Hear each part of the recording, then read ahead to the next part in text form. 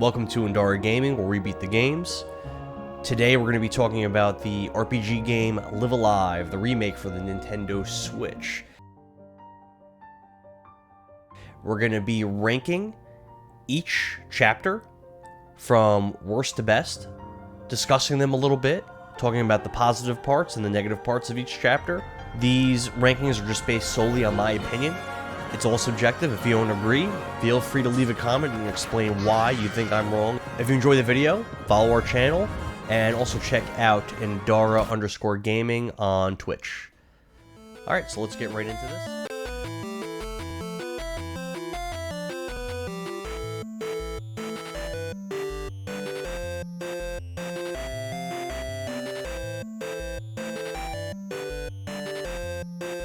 Number 10.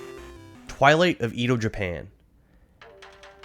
I see what they were trying to do with this chapter, and I like the idea of it. Essentially, you play as a ninja, and you're trying to rescue a prisoner from this encampment that has other enemy ninjas and all other kinds of enemies.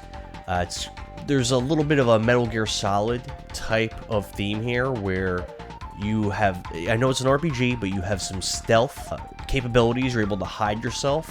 You like hold up this this invisible little curtain thing you can pull up over your body, and enemies can't see you. And even if an enemy is currently running after you and they're red hot on your heels, if you just pull this thing up, the enemy immediately can't find you, and you can wait for them to move out of the way, and you can try to circumvent them.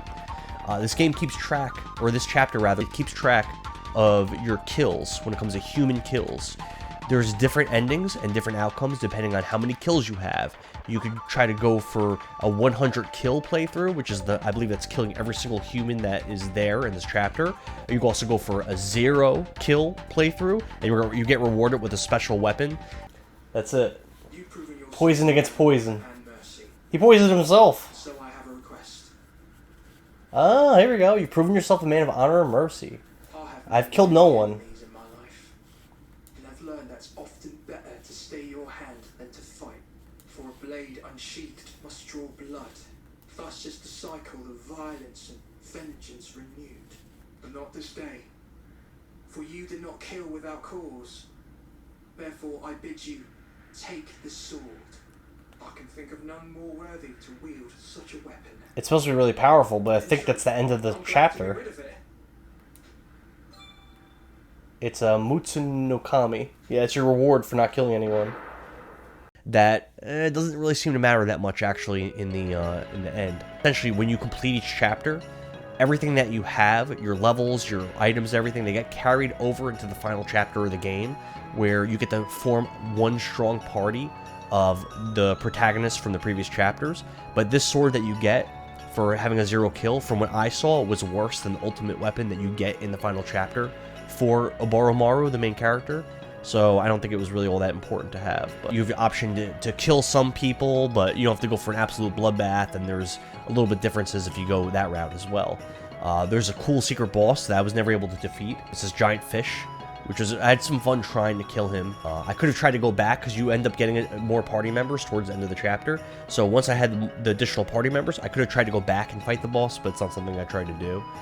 But the reason why I ranked this chapter so lowly is because of how cryptic and confusing the actual area that you're in is. It was just very confusing to navigate. I didn't enjoy just running around, having to run from battles constantly, trying to figure out where I was going through the same areas over and over again. A lot of areas looked the same, especially the attic areas.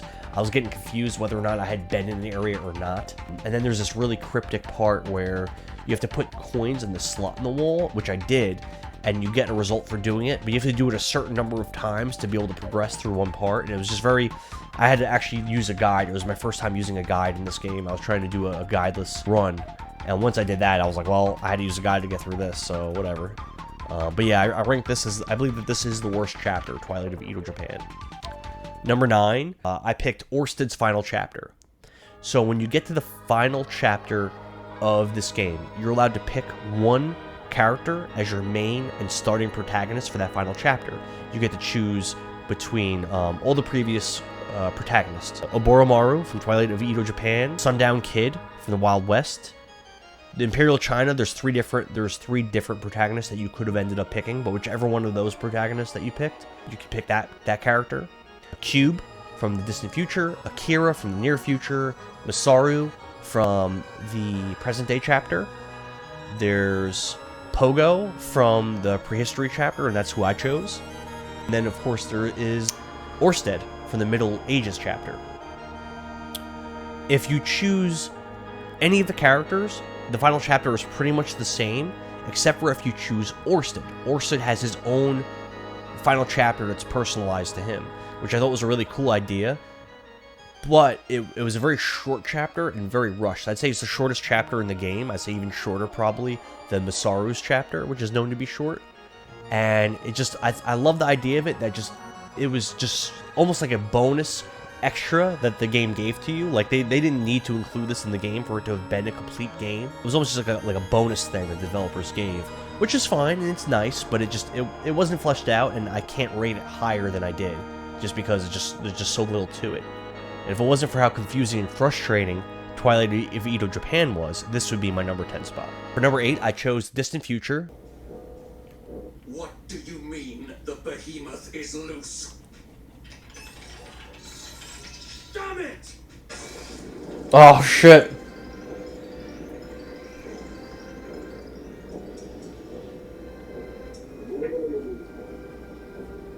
It's like an Aliens style setting where there's a crew on a spaceship. They're cryogenically frozen. They get woken up, and all kinds of things are amiss on the ship. There's some tension between this military guy on the ship, and he doesn't like robotics because of something that happened in a war that he was involved in, where some of his friends were killed. What? So there's two of you. There's like an alien creature, not a xenomorph, but there's like an alien type creature that gets loose on the ship that's running around killing people, kind of. And there's all kinds of betrayal and interesting dialogue and character development going on the ship. You just play as this little robot created by one of the crewmates. What I didn't like about it was a pretty cool story, but I felt like it was pretty long. It was pretty cryptic, and something I really didn't like is that it's not an RPG chapter. There's almost no fighting at all. This little mini game where you get to fight a little bit in the mini game, but it just felt. It was cool. I like the idea. I'm glad that this chapter is here. It's good. It is good, but I would rank it as eighth best. I would say it just was lacking a little bit in substance. And again, it's kind of long, and there's like almost no fightings, which is pretty interesting. Most of the time, I just spent running around the ship trying to figure out where to go, which, you know, that's not great. Just being confused. And at that point, I think I was using a guide, and I still was like kind of struggling to figure out what to do. Number 7, I chose the Wild West. Oh, why the long face? Reckon you'd be relieved to finally put this life on the lam behind you. I like the chapter. It's good. There's some really good graphics for part of that chapter. They show this first-person view of the buildings in this little town, like what the setting looks like and with the sun rising, and just it's nice. Idea of you being basically like Clint Eastwood in the Man with No Name trilogy is kind of the character that you are. Bounty hunters chasing you. You end up teaming up with the bounty hunter against this rival gang that is coming to attack the town, and I forget exactly what they're trying to do, but it's very reminiscent of a story, a Wild West story. I think it's kind of similar to like Last Man Standing or some of those Clint Eastwood movies where it's kind of a similar storyline. There was a little bit of a curveball with the leader of the gang with like his true identity, which was kind of weird. It kind of makes sense after you do the final chapter, but still not. It doesn't really make that much sense. You and the townspeople are timed, and you get to set up traps and prepare for this gang to come ride into town at dawn to wipe everybody out, which was fun. It's a good chapter. I would rate it 7th. I would say that there are better chapters out there. Number 6, I have chosen Present Day chapter. That's why I've decided to go on this journey.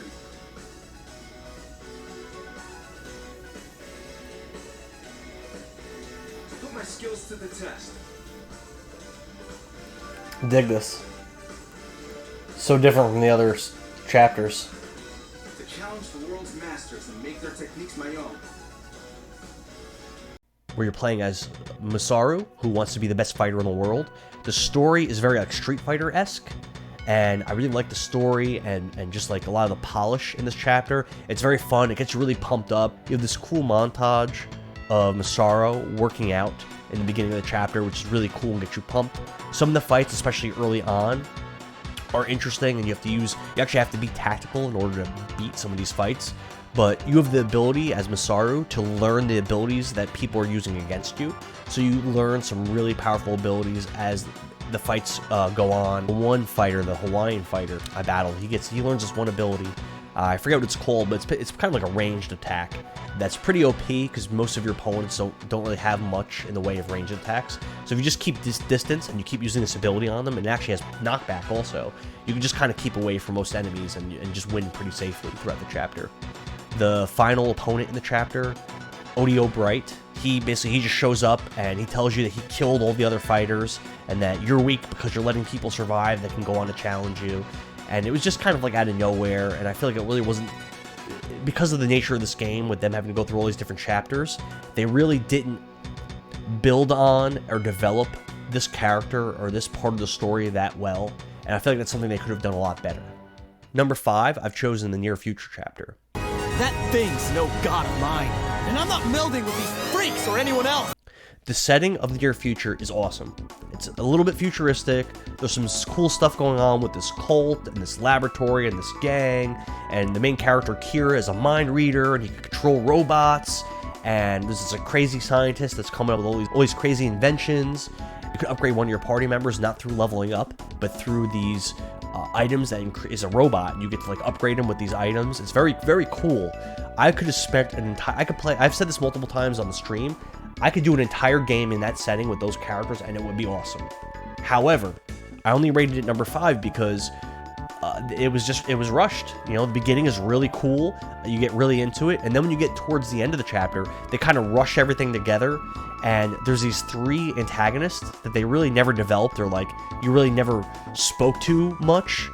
There's this general, there's this scientist, and there's this cult leader, and you never really you don't really know anything about them or have really interacted with them, and all of a sudden you battle this giant idol thing that they animate, and you have this giant cool mech battle against it, but the stakes aren't really, you don't have that tension there because they didn't spend enough time to develop what's going on. What is cool though is that I believe it's a cult leader, he mentioned something called Odio, and you don't know what the hell he's talking about when he says it, but when you get to the final chapter it makes more sense. So, and it actually has meaning to it, and it's pretty cool. Number 4 is going to be the Prehistory chapter. Prehistory, big negative for it is just that there's no spoken language. I think it's a cool touch, but it there's a lot of times where there could have been dialogue and it could have made the chapter a little better and no one could speak spoken language. So it kind of hurt it a little bit. But a lot of the game is done in much more of a traditional RPG than a lot of the other chapters, where you have a party and you level up and you grind and you take on challenges and bosses, and it's very fun. I didn't feel like it was rushed. I feel like it was I felt pretty satisfied with the conclusion and the length of this chapter, and it's one of my favorite chapters. Now we're getting to the top 3. The final chapter I put as my 3rd favorite out of the 10 chapters in this game. The regular final chapter. As I explained a little bit about it before, you get to choose your protagonist, and it could be anyone except for Orsted, and then you build a team of a total of 4 of the protagonists to have in your main party. But the last 3 that you don't choose, they still have a little bit of a role to play in the final fight. I didn't realize that, and I had actually 2 of those 3 people completely unequipped, and I was worried that was going to hurt me, but I was still able to beat it without them having any equipment at all. So that was fine. But essentially, you're running around the setting for the Middle Ages chapter, and you're just building your team, and you're doing all these secret dungeons. Each character has their own secret dungeon, and you have to have that character in your main party to do the dungeon. And at the end of each of these dungeons, you get a ultimate weapon for that character. Some of the dungeons have bosses. Some of the dungeons have secret bosses also. Really fun. And there's actually 2 secret bosses that are unrelated to those individual character dungeons. There's a secret boss you get from running away from 100 fights. Run from death, but I am death foretold. Relentless doom. 'Twas cowardice that called me hither, child. Your fate is sealed. You'll flee no more. Now, die. Oh, it's a dog? And And there's a secret boss that you get from running away from the fight with the main boss. If you actually just like try to run away and leave, he throws you into an extra secret boss fight, which is pretty cool. It's pretty hard. And I, its king. Alright, so here we go. Oh, children, out of time and out of place, your wanderlust will lead you unto death. Yep, here we go. Here's the secret boss.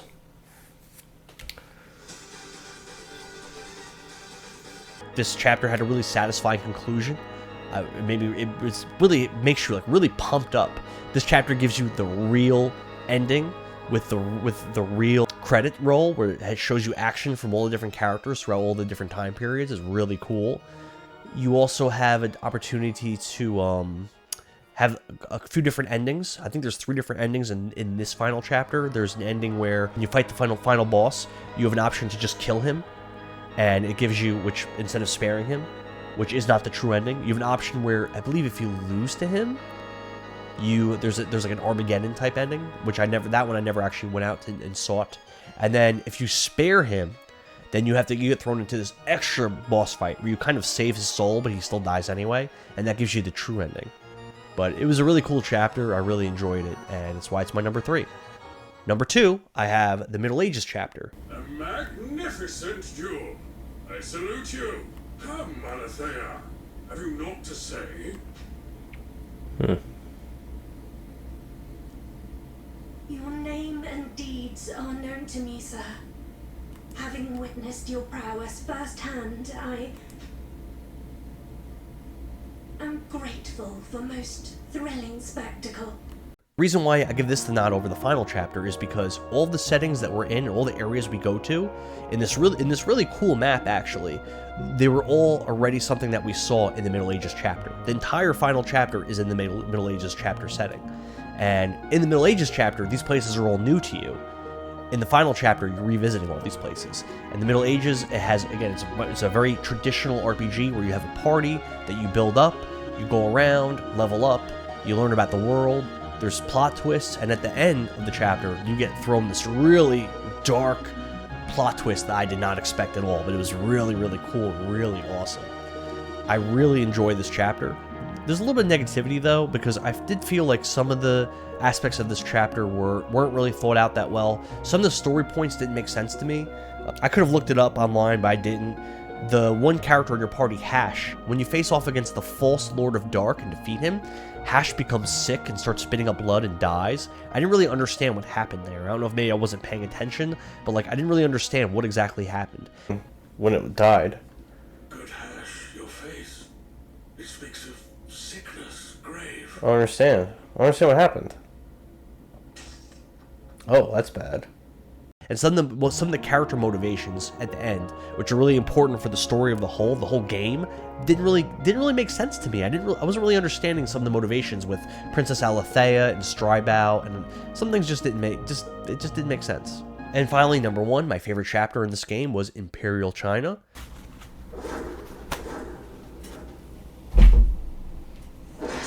put this in the garbage. Okay.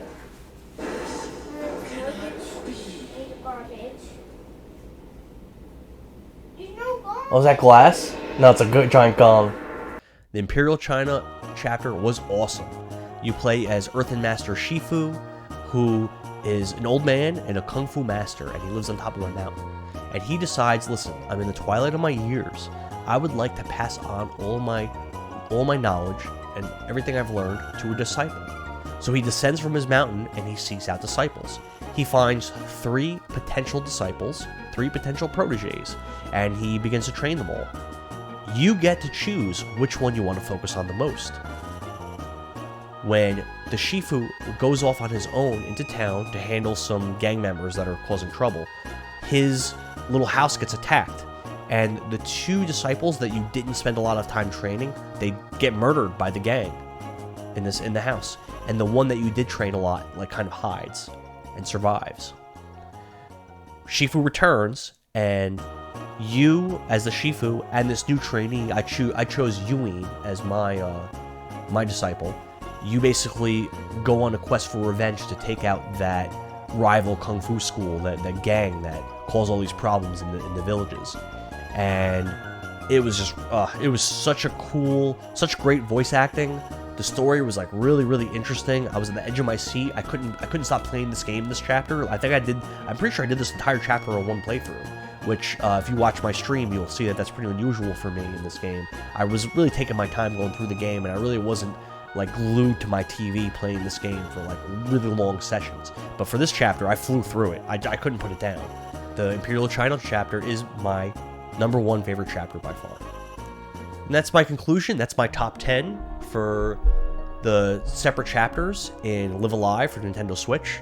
In order from my favorite to least favorite, we've got #1, Imperial China, #2, Middle Ages, #3, Final Chapter, #4, Prehistory, #5, Near Future, #6, Present Day, #7, The Wild West, #8, Distant Future, #9, Orsted's Final Chapter, and #10, Twilight of Edo Japan. Thanks for watching, and if you enjoyed this video, follow, and also check out our Twitch channel, Indora Gaming on Twitch. Indora Gaming, where we beat the games. See you next time.